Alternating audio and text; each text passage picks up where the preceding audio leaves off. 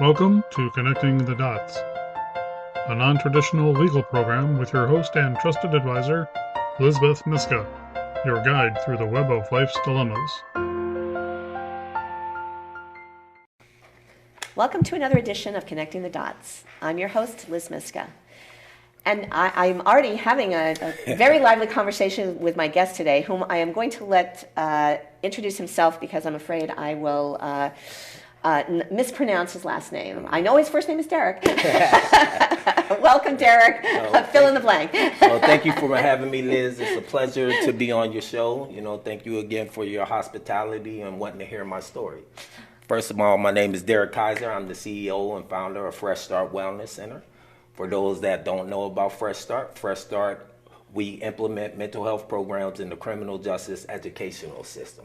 And we do that through our 4 pillars of self-care, life skills, community involvement, and intervention and prevention. My main focus is stopping the trauma to substance, the trauma to prison, the trauma to homicide, the trauma to suicide pipeline. That's my main goal because it's preventable. Mm-hmm. The second leading cause of death from the ages of 10 to 34 is suicide. Kids are killing themselves at an alarming rate. So I go all around the country and I go all these special places and I tell the forgotten community, that's what I call them, the forgotten community, to come just ask for some help. It's okay to ask for some help. Right. Put away your ego, put away your pride. And we all have issues. We all experience life situations. Some individuals just have more resources, skills, supports, and tools to get through that moment. So what I do is try to provide the individuals that don't have it with that. And if I can't do it, I will send them out to my community partners to help assist them. I am a minority nonprofit. I started 4 years ago. I'm self-funded. I haven't received no money from anybody except for the Bar Foundation for the past 4 years. In the past 4 years, I was able to attain 384 individuals' jobs, 180 individuals' mental health services, 87 vocational and educational training, all from the criminal justice and substance disorder community with help. Not only that, I go all around the city, all around the state, and go talk to kids about gang prevention, substance prevention, mental health awareness, letting them know that it's okay to experience anxiety and ask for help. Trying to teach them that we all have these life situations and ask for help and ask for the support that they need. But not only that, I'm not only the founder of Fresh Start Wellness Center, I'm also the co-founder of the first gang here in Worcester, Massachusetts. Yeah. I started the first gang back when I was 13 years old. 25 years ago, I found myself locked up in the Worcester House of Correction.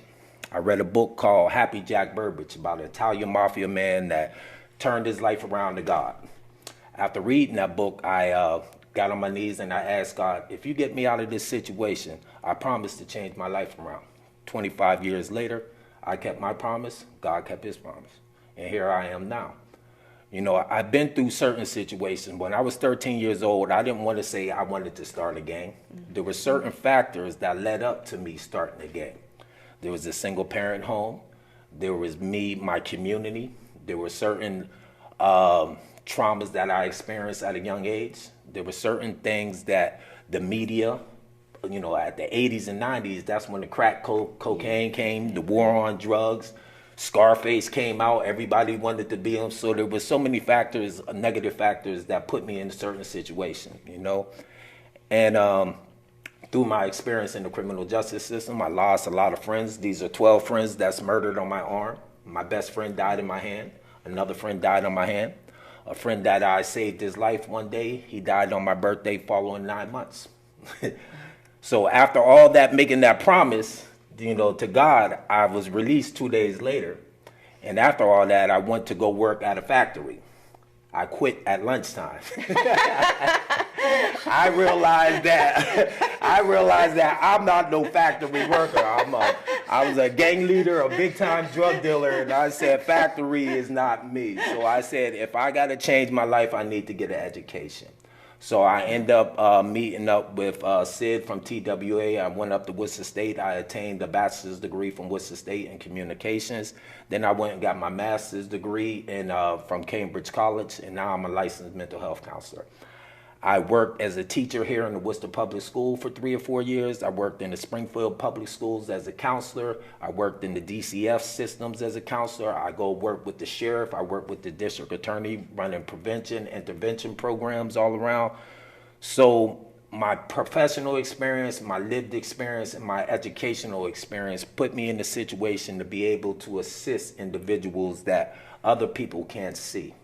You know, where they've been, where they went through, and I see it from different ways. So I create all these different type of programs to try to tell them that it's okay. We all have situations, we all have problems, we all have issues. Just let me help you. Put away that ego and pride, because that ego is pride preventing you from being the person that you need to be, the person you were put on this earth to be. So that's my story in the short run. Wow, I am, and this is very unusual. I am speechless because it was so moving.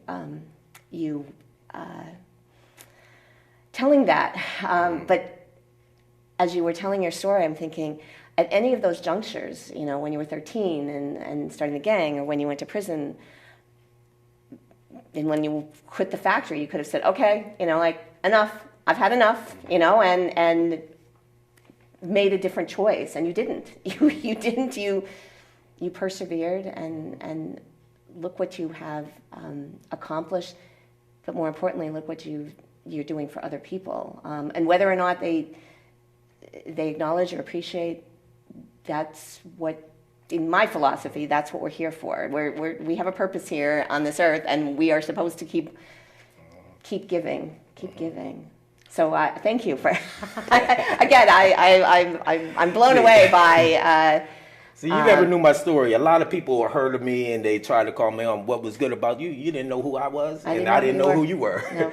And through our earlier discussion, we never put the full story on. And you know, I never knew about your situation. And it's a blessing to be who you are. I was shot. I was stabbed. You know, shot at numerous times. I was stabbed numerous times. You know, I never killed nobody, but it wasn't for the lack of effort. And I'm not saying that as braggadocious, but I don't regret my past because it made me into the man I am today. Right. You know, and sometimes you got to go through them trials and tribulations to really find out. But sometimes the individual never find out and goes their whole life without getting to be who they wanted to be because of certain stipulations, you know, life situations where they never dealt with their mental health or their health, to let them know that it's okay, no matter where you come from, no matter what you've done, whatever, no matter what cards you're dealt with. You know, life is a beautiful thing. Just waking up. I tell people every day, mentally, physically, spiritually, when I wake up, I prepare myself to deal with my issues because I know they're coming. Then I mentally, physically, spiritually prepare myself to deal with the outside world issues because I know they're coming. They're coming too. Right? They're coming too, so I'm getting them for both, right? So all I could do is prepare myself what I can't control, you know? Right. And when I talk about mentally, I'm more on the clinical base, more trauma focused, CBT focused, you know, more life skills, you know, providing individuals to get through life. You know, I'm gonna say one thing. You don't mind if I come at it. We are programmed to be who we are today. We are programmed by our parents, biologically, you know, nature versus nurture, you know. Yes. We are programmed by our community, our environment. We are programmed by our education. We are programmed by our religion. We are programmed by our media. We are programmed in through different facets. You know, my education had me believe that Christopher Columbus discovered America, and every Thanksgiving, the Indians and the Pilgrims were happy. My mother had me believe that Santa Claus came down the chimney in the projects where we didn't have no chimneys and came down and gave me presents. You know, I was programmed to believe that I was never going to be nothing also. I was programmed to believe that I was only going to be an athlete or an entertainer. I was programmed by my trauma to believe that when you were 5 years old, I was taught that if somebody hits you, to hit back, and you go back out there and fight that boy if you're a criminal. So I was also programmed by the goods and the bads. of all life, right? So what I've been doing is reprogramming myself of the BS and programming myself of my stuff. Who is Derrick Kiser? Why am I here? Why am I living? What is my purpose? What is my divinity? I get the good and the bad from everything. That's what makes me in. But I got to find myself, because that's what's life about. And once you be able to love yourself and take care of yourself, all the people that you love, you could truly know how to deal with them. Because if you don't know how to love yourself and if you don't know how to take care of yourself, how really, truly effective can you be there for the people that you love? You can't. Because you don't know what love is. Yeah, I can't top that, Derrick. I am 100% in agreement with you. You mentioned about asking, and that you have an initiative called Just Ask, and I just want to preface this by saying, I think that as a human being, again, you think, I should know this. I should know this. And what I tell anyone that I am teaching is, why should you know this? And that kind of fits in with what you're saying. And one example, so I have a walking initiative where physical health and mental health are extremely important to me, because when I started losing my sight, I thought, I'm going to become sedentary, I'm going to become depressed, I'm going to become isolated, and again, I'm going to go down that rabbit hole, and I'm never going to emerge, and everyone's going to say, oh, what happened to Liz? And there's going to be a big sob story, like, oh, don't you know, she became blind, ooh. But then I thought, again, mentally, I need to fight my way out of this paper bag. And again, I wanted to meet other people like me, which, as I've said repeatedly, is deucedly difficult because I can't see people, so I don't know. I don't know if you're like me, meaning visually impaired. But like me is not just visually impaired, it's a human being that has interests and faults and flaws and energy. But anyway, so when I started working with Mass College of Pharmacy, the optometry students, I wanted to bring people into community with one another, and this is what I heard you saying. I wanted people not to think of visually impaired or blind people as, oh, those poor, pitiful people, I'm helping them, and without me, they're nothing. No. I wanted them to recognize these are people, as you're saying, on a different journey, and what they can, and so bringing people in and realizing, hey, we're the same. We may be different ages, different backgrounds, different philosophies, but I wanted that social construct and that psychological construct. So when I first started the walking initiative, I would ask the students who were participating, what do you think you're going to learn? And again, I would actually have a scribe write it out. I wanted them to experience what we visually impaired people. We may not be able to write it out. We may have to have orally dictate it to someone. So I decided to have that experience, even though they weren't going to be blindfolded, and say, this is what I think is going to happen. I think I'm going to, I came here to help the blind people. And then at the end, after their first session, they're like, wow, I learned so much, I thought I was going to be helped, but instead, I thought I was going to help, but instead I was helped.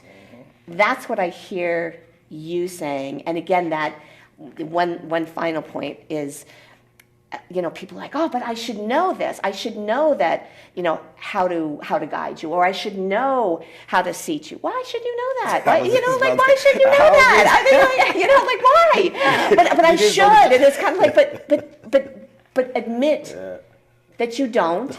And then the travesty is when people are exposed to it, even if you can get, and I'm sure you will relate to this, getting people to the well, cajoling them, enticing them, saying, just try it, because people are like, oh no, that's not for me, and oh no, I can't do that, and they'll come up with a gazillion excuses. Oh, it's too far, I don't have a car, I don't know anybody. I don't know okay, again, and I as a lawyer try to think, okay, what are going to be the excuses why they can't do it? And then I try to do plan for the excuses, like, okay, transportation is provided. There's a bathroom because bathrooms are really important to blind people. That there be a bathroom, that they know that there's a bathroom, and they know that they can get to it on their own, because again, it's demeaning to ask somebody for help, because people are like, you can't get to the bathroom for yourself, and you're 55 years old. But again, it's so all of those things. So I'm going to toss it back to you. I was ready for you. Okay, all right. I was waiting. I'm ready. So here's why I challenge you. It's not excuses. It's factors. Okay. Factors and obstacles that prevents individuals from getting to that water. And I love that you mentioned a well, right? Yeah. So some people might need a cup or a big old bucket to drink that water. Some people might need a straw. Sure. Some people might need your hand. Yeah. Some people might need you to put it in their mouth. Yeah. Because of certain factors, But once you give them and once you teach them these certain skills to be able to drink that water, then you take away your cup. Then you take away that bucket. Then you take away all them other things. And then you leave them whatever they need to be with. And then every once in a while, they might need that bucket or they might need that straw, because what I call factors are life situations. Yeah. We all go through them. Were you prepared for the COVID? Yeah. I sure wasn't. I caught the COVID twice. I got vaccinated and all these other things years ago. I wasn't prepared. I'm a healthy guy. I work out. I eat well. You catch what I mean? That's life situations. Right. Right. Right. And we all go through it, right? So we all had this anxiety about the COVID. My mother had cancer, how can I go visit her? I ain't see her in a while. If I had COVID, kids are in school, all these life situations that's going on. But we're so caught up in our everyday mundane thing where we're thinking work is important. From 9 to 5, we are programmed to work 50 hours a week. Then they say, when you're 65, you can enjoy your retirement and everything else. Now here we are, we're 65, we got inflation, gas prices are 5 years old. I got to get another full-time job, and physically and mentally, I can't be able to do this stuff. But you are programmed to forget what life's about. Right. And as I was listening to you speak about the, visually impaired, this is the same thing that I talk to individuals in jail, right? Yeah. You have all these guys that's locked up 23 hours a day in one cell, and they only get out one day. And I ask them, what do you find beautiful inside your cell? They all look at me like I'm crazy. Yeah. What the hell? You been in that cell too? You know what it's like, right? But I said, look for something beautiful or something that gives you a smile, something that it is. And then they came back, some start talking about the moon. Some start just talking about the light. They start finding a beauty in a dark place. Yeah. Because that's what life's about. Yeah. You can have somebody that's outside of jail but internally locked up. Yes. Yes. You can have individuals that's not even involved with the criminal justice system or, drugs or anything else, but they're eating, they're in prison, so their health is all good. They're overweight, they're giving themselves diabetes, they can't live the life that they're supposed to live because we were programmed to eat all this soda and all these unhealthy things and live this unhealthy life. And the system was put up. We know about systemic racism. Yeah. I know it's there. We all know it's there. 60 years ago, we wasn't able to drink from the same fountain. That's only 60 years ago. No. They said that I wasn't able to play football or basketball. Look who's most in here. But I mean, do you catch what I'm saying? Absolutely. So this ain't far away, but it doesn't prevent individuals from getting there. It just has more obstacles. Yes. We got to continue to stop passing on that generational trauma. Yes. That's what I call it, because we all have it. Yes. I don't care what color you are. We're all in this together. Yes. I don't look at the race. I look at the human being first. Right. And then I look at American seconds. Yep. You know what I mean? Because this is what we are and what we represent. Yep. And until America start representing the whole mass, this is how we're going to continue to have problems. But you got to think, this is a capitalist society. Yeah. So somebody got to serve. Yeah. Yeah. Somebody got to be in retail. Yeah. So somebody got to be in the criminal justice system. And look who's the most in there. The minorities, correct? Right. 84% of the teachers here are Caucasian in Worcester public schools. Okay. Yeah, 84%. Okay. 40% are Latino students are Latinos. 17% are black. The other 9 is other. And only 29 is Caucasian. How do you have 84% of the teachers here white? How do you have 77% of the police force here white? Right. How do you have 70% of the unions white? How do you have 70% of all these career type of jobs white? because the system was set up to do that. Exactly, right. And you catch what I'm trying to say? Perpetuate it, right? Perpetuate it. I get but it. That still doesn't prevents us from getting over it. Right, and this is why I tell people to focus on your health. You got the white people, you got poor whites that's going through it every day, all day too. So it ain't about color. They're just at the bottom because they're at the bottom. Do you catch what I mean? So if you provide these individuals with their health, their education will thrive, their academics will thrive, their job will thrive, wherever they're at, will thrive. You got teachers, they're ready to quit. They're COVID, they're stressed out. They got to deal with 30 kids with a mask and you're telling them to do all this, Law enforcement, suicide, they're killing themselves off the rate. You ever look at correctional officers, Worcester police officers, law enforcement killing themselves at an alarming rate. Trauma. Yeah, because they can't They're going through no trauma. Yeah, just like the military, but they wasn't told to tell it. They got to ignore it and hold it in because if they say that they got anxiety or they're depression or they just experienced some trauma, their job is on the line. One of the officers, God rest his soul, familiar, when he lost his life, them brothers are grieving. They just lost one of their brothers, but they couldn't go get the help that they really need because then they might, lose their job. Same as correctional officers. We got to recognize that individuals are killing themselves from the ages of 10 years old to law enforcement. And if you got law enforcement killing themselves, what do you think when law enforcement who got PTSD and the individuals from the street got PTSD, what do you think is happening when they're communicating? You already know. So these are certain things that I think we need to focus, even in the business area. I challenge the Worcester Chamber of Commerce and me and Tim's a good guy. I got a lot of love for Tim. But I challenge the business field, to put more wellness in the workplace. I would love to work on that with you. That's the key because I got a program that's pushing this. I got no serious. It promotes wellness. Yes. You know what I mean? Because you'll get more productivity. Your health insurance will go down. So I'm trying to show them the real money reason of doing it. But you go into all these factories and all these workplaces and look what they got. They got donuts. They got all these unhealthy foods for you here at lunch. Sugar, once you give them, their energy goes down. You don't know that you just told your employee, hey, go take a nap because you gave them some food. Right. But if you would have gave them some broccoli or something to speed them up, they would have doing all your work. But see, they're missing the point. I know. You get what I'm trying to say? I could keep going. But I hear what you're saying because it's there to be seen, but it's hidden. That it's because it's more, and I thank you for the correction about the factors rather than the excuses because you're absolutely right.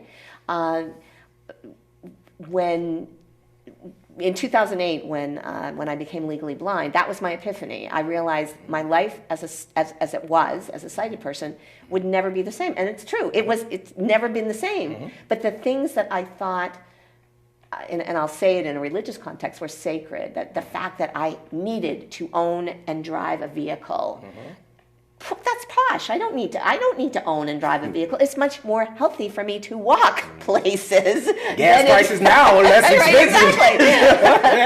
Exactly. You saving a whole lot of money not driving. But for my mental and my physical health, it makes more sense for me to be perambulating, and then to be. And again, in 2008. I moved downtown because I thought, well, I want to be able to walk places, and I don't want to be. And here's another term: I didn't want to be dependent. And I always had prided myself on being independent. But we are all, in keeping with you saying, we're interdependent. It's not dependent and independent. It's interdependent. We cannot survive without one another. We are social beings. We need one another, and so. Again, I was always a walker. I was always physically fit because that was important to me. I was always mindful of what I put in my body. But then it all kind of ratcheted up when COVID hit because I'm like, oh, no, I'm not. And we in the blind community were told, oh, don't go outside. It's scary out there, and people are going to be walking. And it's kind of like, yeah, well, so am I. So am I. Oh, but people could bump into you. No, they won't. I have a white cane. They won't. Trust me. Yeah, right, exactly. They won't. But again, that programming of ooh, danger. Stay in your lane. And I'm like, So again, for me, COVID was not, and again, for some of my population, for my VIPs, my visually impaired people, it was, we had adjusted to the social isolation. We have adjusted, some of us, to, we have to live in that little cell, like you were saying about the prison. We have to live in that little cell. We have to go inside. That's scary to go inside because you're like, whoa, there's a whole bunch of junk in there. A whole lot in that closet. I know, really. And we may be putting more junk in with the food. There's a whole bunch of junk in there.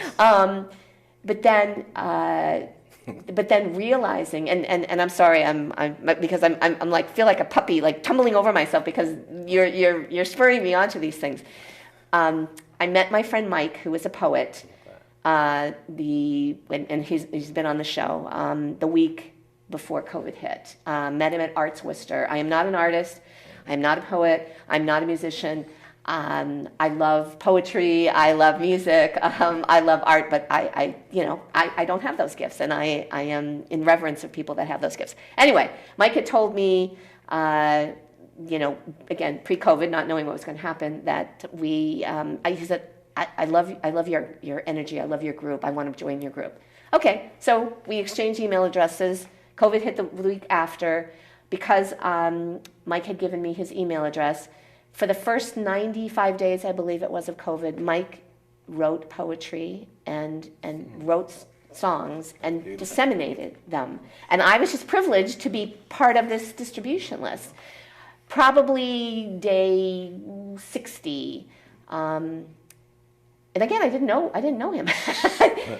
One of the things he wrote was just like, uh-oh, there's something wrong here. So I contacted a friend who had also participated at Arts Worcester and said, do you have Mike's number? I'm really worried about him. And she's like, no, I don't. She said, Liz, email him. Anyway, long story longer, I emailed him and I said, can I have your number? And he gave me his number and I said, I'm just really worried about you. He said, thank you. Again, thank you for that human contact. Since then, he's become my sighted guide. He is, there's a current in him that it just responds to something in me too. But I think, but for that chance encounter, but for COVID, I never would have had that opportunity. So again, Derrick, when I hear you talking about factors and being programmed and being open to opportunities, that's what you are. I'm gonna cut you off there, right there. What I call that is energy, right? Okay. What you guys connected, COVID brought you together, and your energy brought you together, and it's continuing to keep you together. I know we're running out of time. We have a minute left. I just want to let you know I appreciate you for inviting me on your show. You are a true blessing. Your story needs to be told. And anyone who want to help me, Derrick Kiser, you can go to freshstart508.org. You can be able to donate or volunteer. I'm a nonprofit. I'm a minority nonprofit. I don't have a lot of money. I've been doing it on my own for the past 4 years, with a little help from here and there. With your friends. But opposite that, I've been on my own. But I just want to let everybody know out there, if you got any issues, any problems, just ask for help. Appreciate your health. Your health is your wealth. Focus on your health, not your mental health or whatever. Health. Yeah. Health is your health. Mental health is your health. So after saying that, God bless you guys. Thank you 508. Thank you, Liz. And, God bless. Thank you so much, Derrick. Join me for another edition of Connecting the Dots. Please note that the information provided in this show is not a substitute for consulting with an experienced local attorney and receiving counsel based on the facts and circumstances of a particular transaction. To contact Lizbeth, email her at lisbeth@elizabethlmiska.com or call her office at 508-753-7681. We're online at connectingthedots.lawyer. Executive producers, Lizbeth Miska and Jack Peacock. Producers, John Medberry and Bill Hamilton. A production of Elizabeth L. Miska, J.D., LLM, in association with Compliments. Okay, Dad. 1, 2, 3.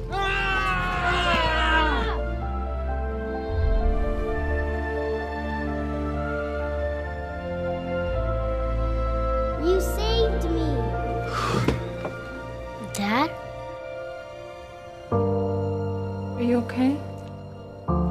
find her. Your hero needs you now.